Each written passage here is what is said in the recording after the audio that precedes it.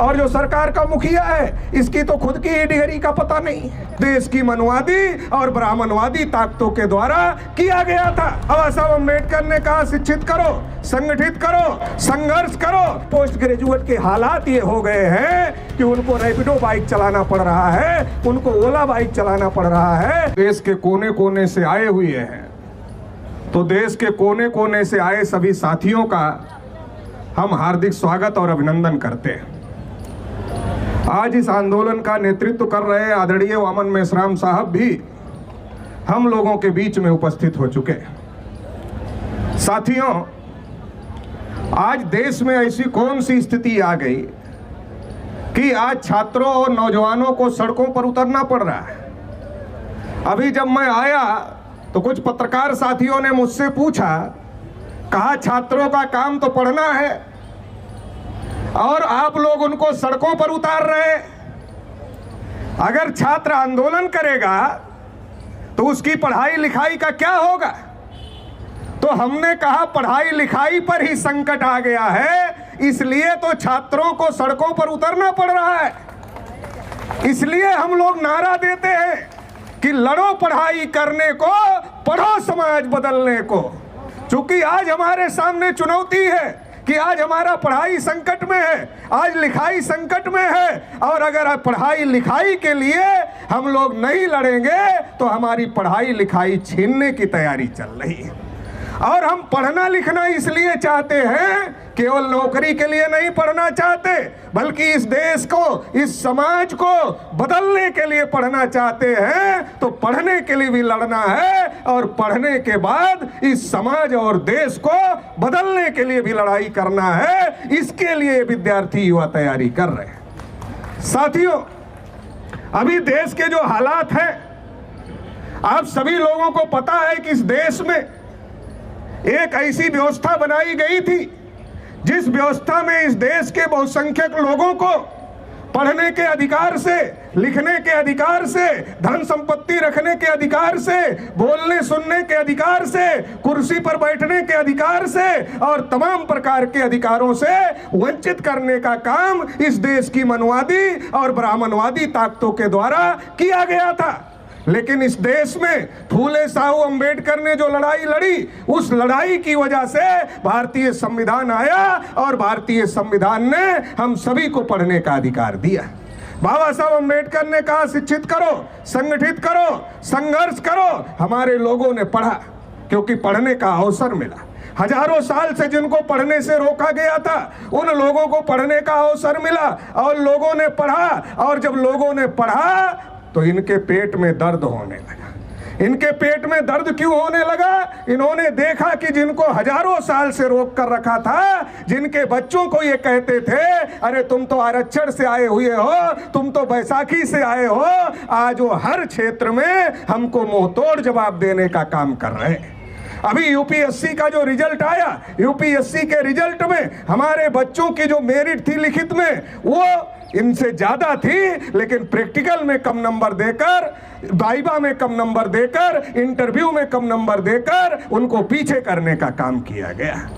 तो आप लोगों ने एकलव्य की कहानी सुनी होगी। एकलव्य जब गुरु द्रोणाचार्य के पास जाते हैं, गुरु द्रोणाचार्य को पूछते हैं कि गुरुजी हमें धनुर्विद्या सीखना है, तो गुरु द्रोणाचार्य कहते हैं कि तुम्हारा कुल क्या है, तुम्हारा गोत्र क्या है? और जैसे एकलव्य अपना कुल गोत्र बताते हैं, द्रोणाचार्य कहते तुम्हारे लिए धनुर्विद्या नहीं है। और जब एकलव्य स्वतः अभ्यास करते हैं, स्वतः प्रयास करते हैं और दुनिया के सबसे बड़े धनुर्धर बन जाते हैं, तो द्रोणाचार्य उनके पास जाते हैं और कहते हैं गुरु माना तो गुरु दक्षिणा नहीं दिया, और एकलव्य को अंगूठा कटवा लेते हैं। मुझे नहीं पता कि द्रोणाचार्य शाकाहारी थे कि मांसाहारी थे, लेकिन अंगूठे से अगर वो मांसाहारी भी होते, तो अंगूठे में इतना मांस नहीं होता है कि उससे उनका पेट भर जाता। इसका मतलब खाने और चबाने के लिए, भूख शांत करने के लिए अंगूठा नहीं काटा गया। फिर ये अंगूठा क्यों काटा गया?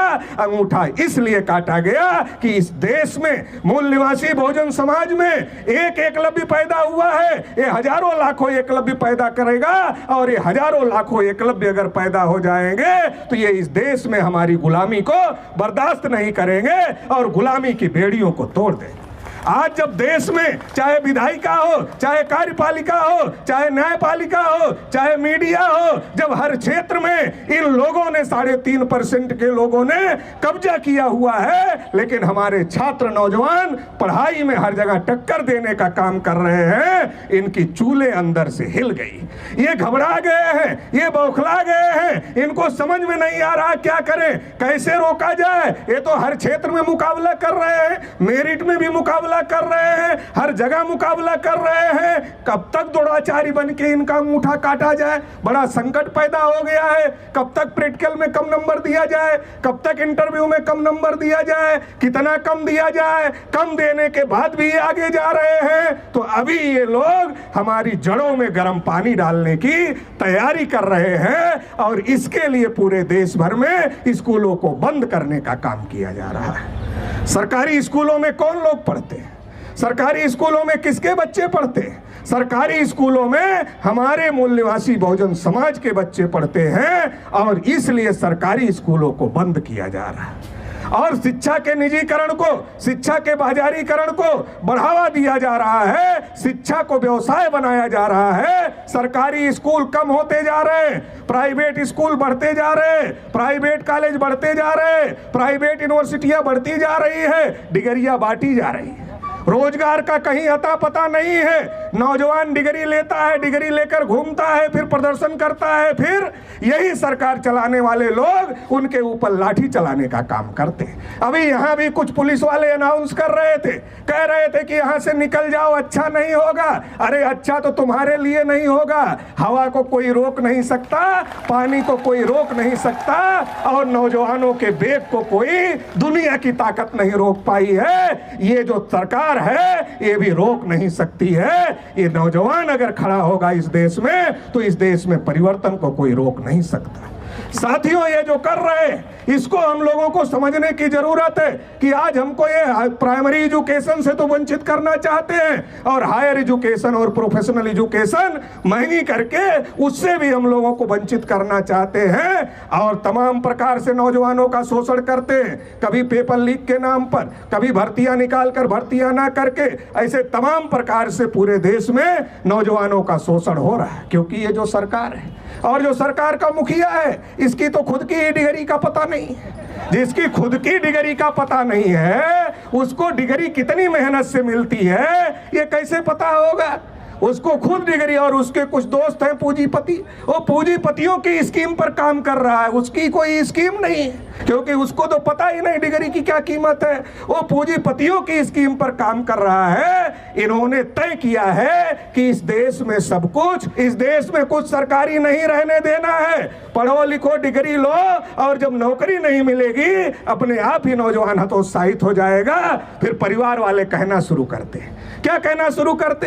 अरे वो भी ग्रेजुएट किया है, वो भी पोस्ट ग्रेजुएट किया है, वो भी पीएचडी किया है, अरे वो भी तो ये किया है, अरे उसको नौकरी नहीं मिली तुमको भी नहीं मिलेगी। अरे कोई धंधा कर लो, पान की गिमटी खोल लो, ऑटो रिक्शा चला लो, डिलीवरी बॉय बन जाओ। आप पूछो, आप लोग पिज्जा मंगाते होगे अपने घरों में, पिज्जा मंगाते होगे, ऑटो पर जाते होगे, आप ओला बुक करते होगे, रैपिडो की बाइक बुक करते होगे। उनसे पूछो कितना पढ़े हो, बताएगा ग्रेजुएट हो, बताएगा पोस्ट ग्रेजुएट हो, बताएगा ग्रेजुएट। आज ग्रेजुएट पोस्ट ग्रेजुएट के हालात ये हो गए हैं कि उनको रैपिडो बाइक चलाना पड़ रहा है, उनको ओला बाइक चलाना पड़ रहा है, उनको ओला ऑटो चलाना पड़ रहा है, उनको पिज्जा डिलीवरी बॉय बनना पड़ रहा है। क्या हालात इस देश के नौजवानों की कर दी गई है। सब कुछ पूंजीपतियों के हाथ में देने की तैयारी है।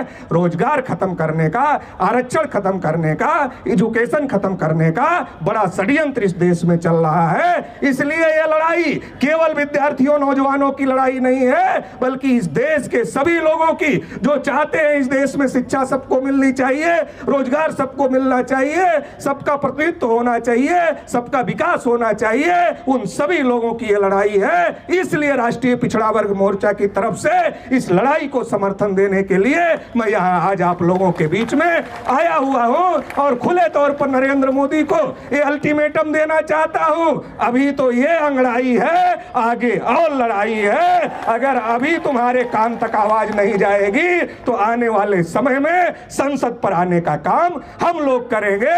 तो इसलिए ये मत समझो कि अभी खत्म हो जाएगा मामला, ये लड़ाई आगे बढ़ाई जाएगी और इसके लिए हम लोग आने वाले समय में और ज्यादा मजबूती के साथ में इस लड़ाई को आगे बढ़ाने के लिए काम करेंगे। इस मौके पर इतना ही कहते हुए आप सभी लोगों ने मुझे सुना, इसके लिए आभार, धन्यवाद।